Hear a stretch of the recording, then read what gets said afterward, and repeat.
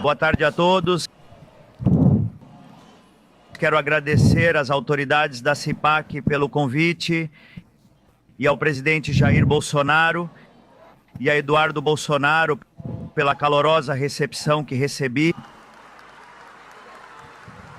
Eles realmente me fazem sentir em casa e é sempre um prazer estar entre amigos. Hoje quero falar com você sobre a receita econômica e cultural do socialismo na América Latina, sobre como eles estão errados e nós estamos certos, e sobre como a batalha pelo destino da Argentina está sendo travada desde que assumimos a presidência. Se analisarmos os diferentes casos de governos socialistas ou de esquerda na América Latina nos últimos 20 anos, certamente encontraremos uma série de denominadores comuns que aparecem em conjunto e que constituem uma verdadeira receita para o desastre, tanto no âmbito econômico, social, político e cultural. Porque existe uma relação de causalidade entre todos esses elementos e não é uma mera coincidência. O público tá falando em português e o Milei tá sem entender nada aí.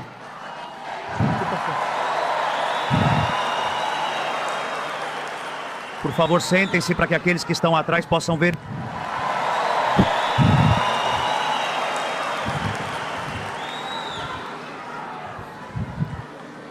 Estamos bem?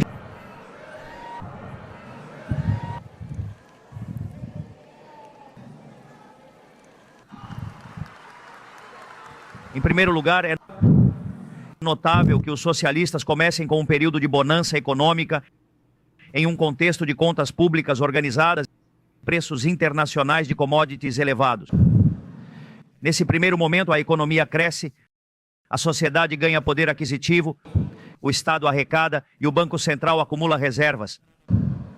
Mas os governos socialistas se apaixonam pela popularidade gerada pela bonança que herdaram, temem que ela não seja eterna e aumentam indiscriminadamente os gastos públicos para sustentá-la. Como eles fazem isso?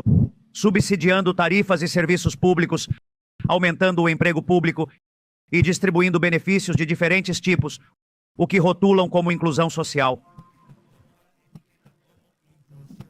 Quando o dinheiro acaba, eles começam a aumentar os impostos para arrecadar mais ao custo de contrair a atividade econômica e destruir o investimento. Com o passar do tempo, eles consomem as reservas para sustentar uma bonança fictícia que só hipoteca o futuro. As reservas vão se esgotando até que em um certo ponto eles precisam recorrer ao endividamento. Eles nunca resolvem o problema de fundo, que é o círculo vicioso de expansão dos gastos públicos e o consequente déficit fiscal. Eles simplesmente buscam maneiras diferentes de continuar financiando isso. Quando não podem mais recorrer a impostos ou dívidas, recorrem ao pior de todos os males, que é a emissão de dinheiro, destruindo assim o valor de suas moedas e condenando toda a população à pobreza. Ao longo do caminho, eles impõem regulamentação atrás de regulamentação diante de cada problema que surge, a fim de não resolver o problema subjacente. E em cada uma dessas gambiarras, eles inventam um negócio para algum amigo, gerando uma casta de empresários privilegiados protegidos pelo poder político, que competem artificialmente pescando em um aquário. O custo de tudo isso, cedo ou tarde, é pago pelo povo. O mesmo povo que os governos socialistas dizem proteger, mas na verdade querem escravizar para obter uma base de apoio cativa que lhes permita permanecer no poder. Porque não podemos nos enganar, a única coisa que interessa aos socialistas é o poder pelo poder em si.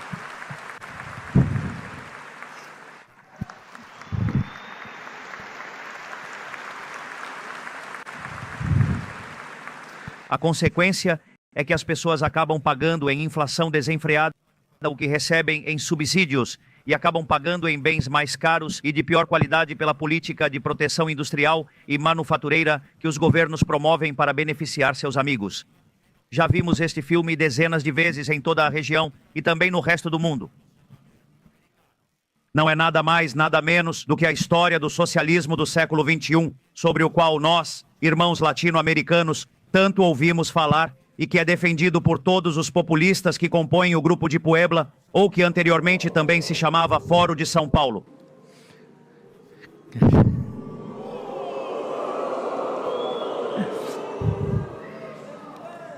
Não é necessário que eu conte em detalhes como a aplicação dessa receita para o desastre funcionou na Argentina nos últimos 100 anos, e em particular nos últimos 20. Basta lembrar que tivemos déficit fiscal em 113 dos últimos 123 anos e que nossos políticos irresponsavelmente multiplicaram nossa base monetária em 25 mil trilhões de vezes nos últimos 70 anos. Isso não é uma hipérbole, é um fato concreto. Basta recordar que de 1975 para cá, o percentual de argentinos abaixo da linha da pobreza se multiplicou por 10. Que temos o mesmo PIB per capita de 2007 e que a economia formal não gera empregos genuínos há mais de 10 anos. E basta ver com muita indignação que, enquanto nós afundávamos, o restante dos países que tiveram economias mais liberais progrediram.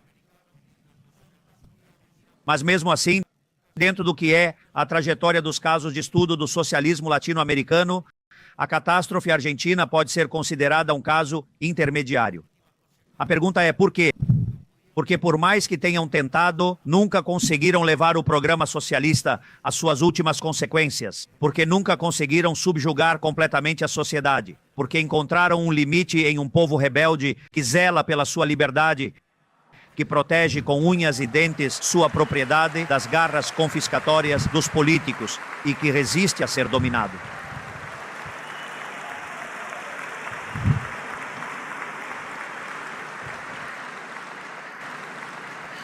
Aqui está a explicação, creio eu, do porquê a Argentina é tão escolhida entre aqueles que escaparam do socialismo na região, apesar de prosperar na Argentina nos últimos 15 anos, sem ter privilégios ter sido impossível. Porque é fácil entender que haja 500 mil venezuelanos no Chile, que é historicamente um país com uma economia livre, embora nos últimos anos o modelo que gerou tanto bem-estar para o cidadão comum chileno esteja sendo questionado. Mas na Argentina, por mais difícil que seja, é sempre gratificante conversar com nossos queridos residentes venezuelanos e constatar que não há ninguém mais anticomunista e anticrises na Argentina do que eles.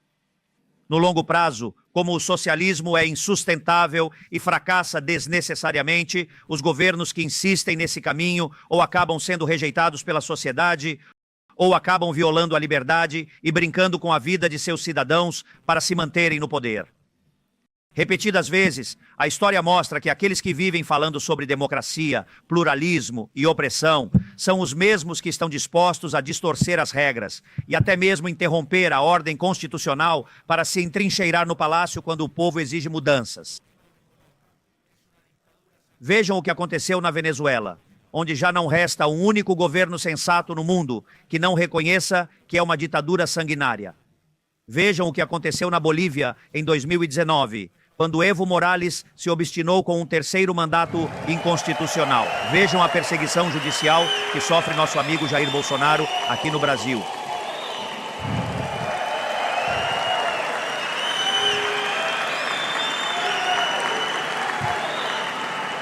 E vejam o que está acontecendo na Bolívia neste exato momento. Eles estão dispostos a montar um falso golpe de Estado só para somar mais alguns pontinhos em uma eleição. Por isso, quando digo que a Argentina é um caso intermediário, é apenas em termos relativos, porque seu ponto de comparação é o horror humanitário, que foram outras ditaduras assassinas da região, como Cuba, Nicarágua e Venezuela, de onde escaparam 7 milhões de pessoas na última década para não compartilhar a fome com aqueles que ficaram. Sem falar nas experiências socialistas do século XX na Europa e na Ásia, que ceifaram a vida de mais de 100 milhões de seres humanos. Por isso digo que, como o socialismo é uma ideologia que vai diretamente contra a natureza humana, ele necessariamente leva à escravidão ou à morte. Não há outro destino possível para o socialismo.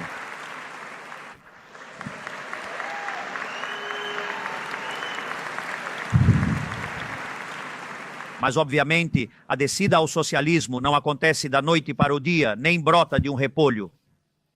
Nada disso é possível sem um esforço cultural constante para denegrir aqueles que defendemos o livre mercado, o capitalismo e os valores que fizeram da civilização ocidental a vanguarda da história do progresso humano. Um esforço que, infelizmente, muitas pessoas de poder e influência no mundo livre tomaram como garantido.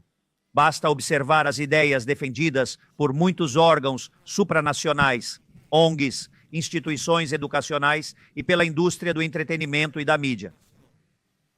A gente se pergunta por que eles fazem isso. Em alguns casos, eles fazem isso com boas intenções, no desejo de serem bons ou solidários. Em muitos casos também porque são parceiros hipócritas e vivem do financiamento que o socialismo lhes permite.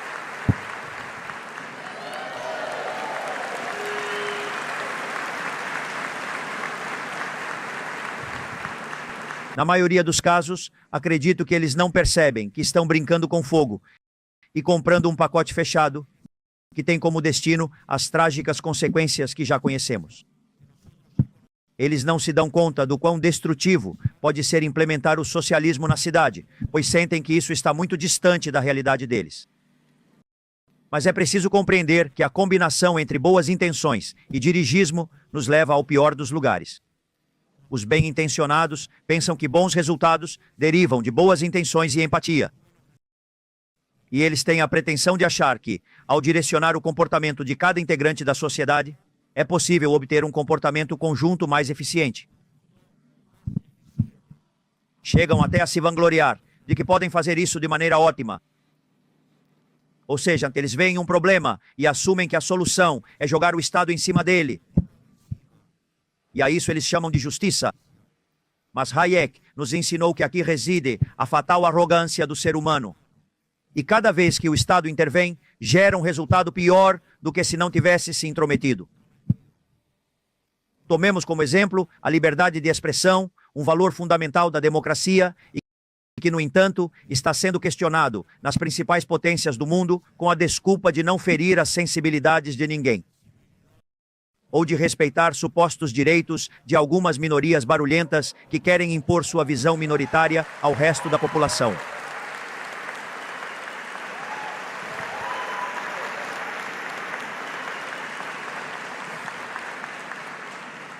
A história do mundo é testemunha de que esse tipo de comportamento leva à censura e à opressão. E, no entanto, é cada vez mais frequente ouvir como em países que se acreditava respeitarem os princípios básicos da democracia, aberrações em matéria de liberdade de expressão e censura são cometidas. São coisas que parecem distantes ou abstratas, mas basta olhar para o que, lamentavelmente, está começando a acontecer hoje aqui no Brasil. Além disso, como diz Thomas Sowell, a censura, a regulação da palavra que promove o socialismo, não é nada mais do que uma confissão da sua falência intelectual e uma declaração tácita de derrota na batalha cultural. Porque como não têm coragem de nos enfrentar no mercado das ideias, porque sabem que não podem nos derrotar, eles intervêm e proíbem a circulação das ideias que sagradam e subsidiam as ideias que lhes convêm.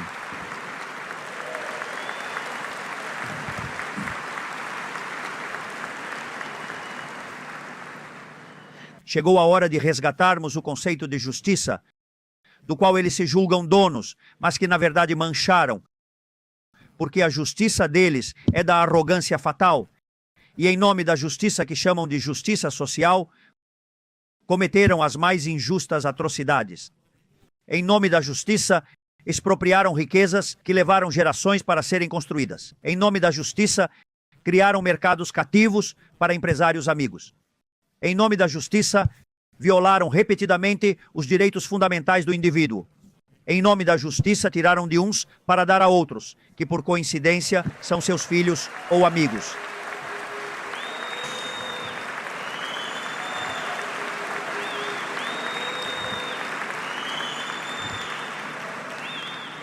Se tiverem alguma dúvida, vão ver como vive a família desses arautos do socialismo do século XX.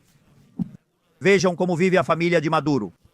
Vejam como vivem os filhos de alguns dos líderes do próprio país dele. São todos multimilionários que vivem como se tivessem inventado o Google. Por isso, Eles perderam o direito de falar sobre justiça, e não apenas por todas as atrocidades que cometeram ou endossaram, mas também porque têm uma compreensão fundamentalmente equivocada do que é justiça. Porque sabem de uma coisa? Quanto mais regulamentos e restrições uma sociedade tem, menos justa ela é. Quanto mais se confisca o fruto do trabalho daqueles que produzem por meio de impostos, menos justa ela é. Quanto mais burocratas um Estado tem dedicados à tarefa de observar minuciosamente o que os cidadãos fazem e passar os dias procurando novas maneiras de arruinar suas vidas, menos justa.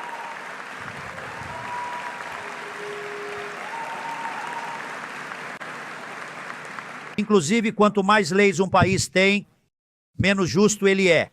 Especialmente se forem leis que questionam os pilares da nossa sociedade e do nosso direito constitucional, que são a defesa da vida, da liberdade e da propriedade.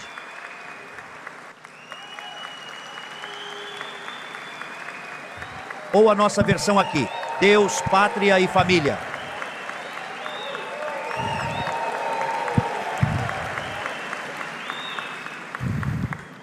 Porque justiça não é todos sermos iguais. Justiça é quem se esforça e se dedica a poder colher os frutos do seu trabalho e não ter que ver progredir na vida quem não faz nada, mas tem um amigo no poder.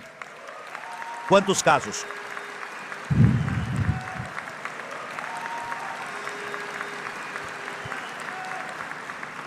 Quantos casos nós, irmãos latino-americanos, conhecemos de pessoas que ficaram milionárias da noite para o dia só por serem amigas do poder? Essa é a história do socialismo do século XX. Justiça é cada pessoa poder transformar esse esforço em poupança e investir essa poupança para ter uma vida melhor para si e para sua família. Justiça é poder buscar uma vida melhor e tornar esse plano possível. Em suma, justiça é que cada um seja dono da sua própria vida, ou, como nós dizemos, que cada um possa voltar a ser o arquiteto do seu próprio destino. Isso sim é justiça.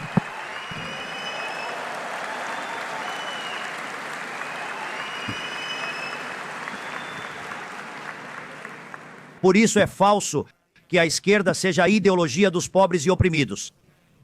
A cada dia fica mais claro na América Latina que a esquerda é a ideologia dos ricos, dos poderosos, que controlam e têm posições de destaque na difusão cultural. Todos coniventes com o poder, obviamente. E a cada dia fica mais claro que a pobreza é um instrumento para aqueles que pregam o socialismo, porque a praxis operativa do socialismo consiste em ter o pobre como cliente do seu sistema, porque no dia em que o pobre se torna independente, progride na vida e sai da pobreza, o socialismo perde um cliente.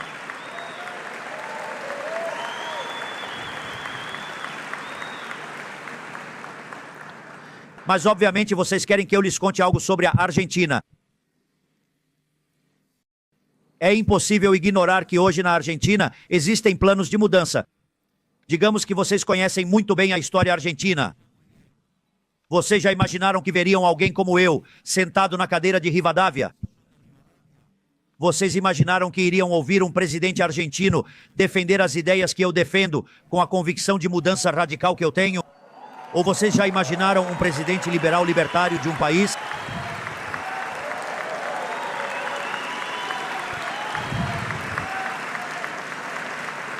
A Argentina está passando por um momento excepcional em sua história, onde a sociedade, pela primeira vez em décadas, rejeita o modelo estatista, o modelo aplicado em muitos de nossos países irmãos nos últimos 20 anos, que se esgotou depois de acumular montanhas de miséria.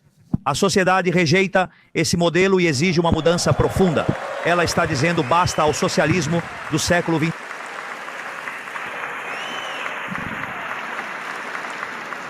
Mas mesmo depois de todo o estrago que os socialistas fizeram, depois de deixar um país com déficit consolidado de 15 pontos, afogado em dívidas e sem credibilidade de crédito, e que teve que ser resgatado de uma hiperinflação iminente, depois de tudo isso, eles continuam tornando impossível boicotar a única saída para o desastre que eles mesmos geraram. A esta altura do campeonato, 7 meses depois de assumirmos o comando da nação, somos o governo que mais pedras no caminho recebeu na história. E fica claro que eles não hesitarão em se opor a tudo o que tentarmos. Não importa o quanto os argentinos de bem precisem e exijam essas mudanças. Por isso, eles fizeram o impossível para boicotar a desregulamentação do mercado de trabalho. Embora a Argentina precise de mais e melhores empregos de qualidade, não menos. Embora seja claro que a única forma de haver mais e melhores empregos é com mais e melhores empresas, e para que haja mais e melhores empresas, contratar tem que ser uma opção viável, não um ato de caridade. Mesmo assim, eles se opõem.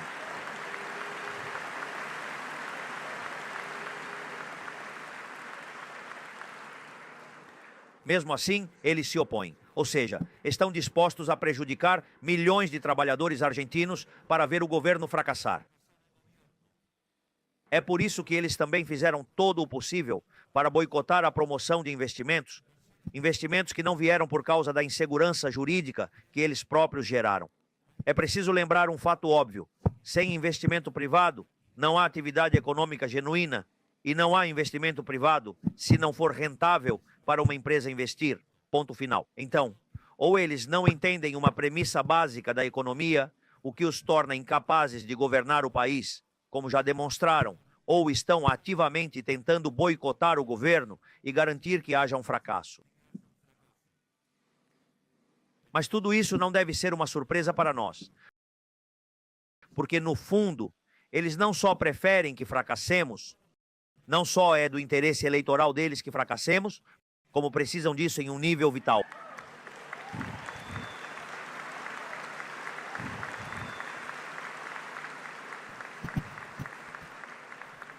Porque se formos bem-sucedidos, teremos desmantelado o sistema corrupto através do qual eles sugam o sangue dos 47 milhões de argentinos e de todos os lugares onde o socialismo está vigente. É por isso que eles não podem permitir que a Argentina prospere, porque sabem que se a Argentina vai bem, eles vão mal. Por isso, o nível de obstrução que eles apresentarão será proporcional à profundidade da mudança que queremos realizar. E já estamos vendo o que eles estão dispostos a fazer para nos impedir de avançar. Vimos isso em toda a região. Vimos no Chile, vimos no Brasil e estamos vendo na Argentina. Eles estão dispostos a seguir o caminho da violência e da extorsão para obstruir as mudanças que a sociedade exige. É por isso que eles fizeram a greve geral mais rápida da história, poucas semanas depois de assumirmos, como resposta ao nosso plano de estabilização e ao nosso projeto de desregulamentação econômica. E é por isso que há alguns dias eles enviaram um pequeno exército para semear o caos nas portas do Congresso, incendiando carros e vandalizando a cidade na tentativa de extorquir os legisladores para que rejeitassem nossas reformas. Mas sabe de uma coisa? Conseguimos aprovar a reforma do Estado, trabalhista e econômica mais importante da história argentina.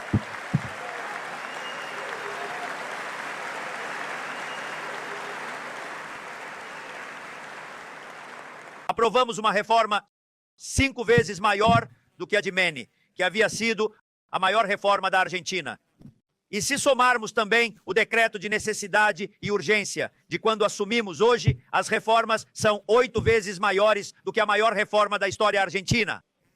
Ou seja, não estamos apenas travando a luta contra a inflação, mas estamos transformando a economia argentina.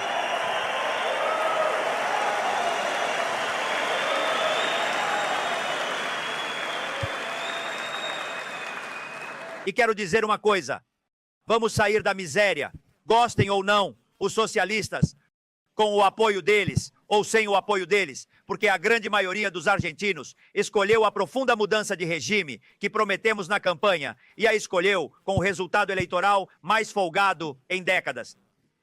E temos o compromisso inabalável de cumprir a vontade da maioria, mesmo que os beneficiários desse sistema corrupto, parasitário e empobrecedor movam céus e terra para nos boicotar. Eles não vão passar, não vão conseguir. Vamos levar o país adiante.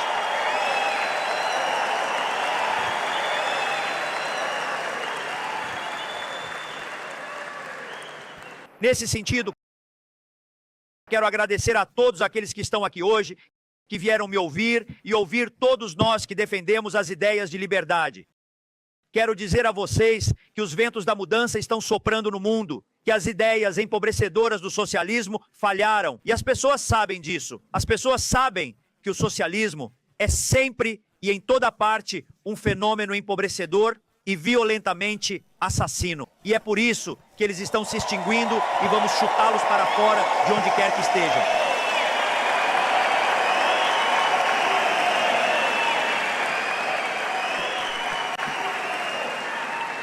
Porque fracassaram economicamente, fracassaram politicamente, fracassaram culturalmente e fracassaram socialmente. E como se isso não bastasse, eles assassinaram mais de 150 milhões de seres humanos. É hora de o mundo acordar e dizer basta ao socialismo.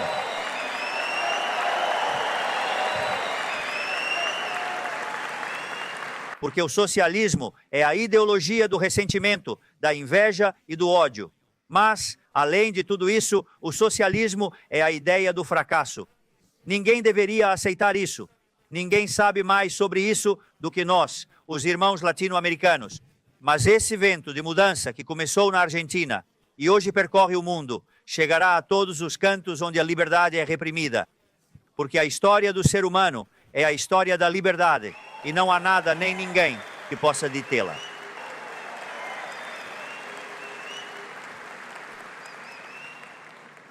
Por fim, para aqueles menos otimistas que acreditam que a batalha está perdida, que não temos como enfrentar as estruturas de poder que se apoderaram de nossos países. Quero dizer-lhes que aquele que vos fala chegou onde chegou sem nenhuma estrutura, sem dinheiro, sem partido político ou apoio da mídia tradicional, mas com os punhos cheios de verdades e com a convicção inabalável de que a vida sem liberdade não vale a pena ser vivida. Acreditem em mim.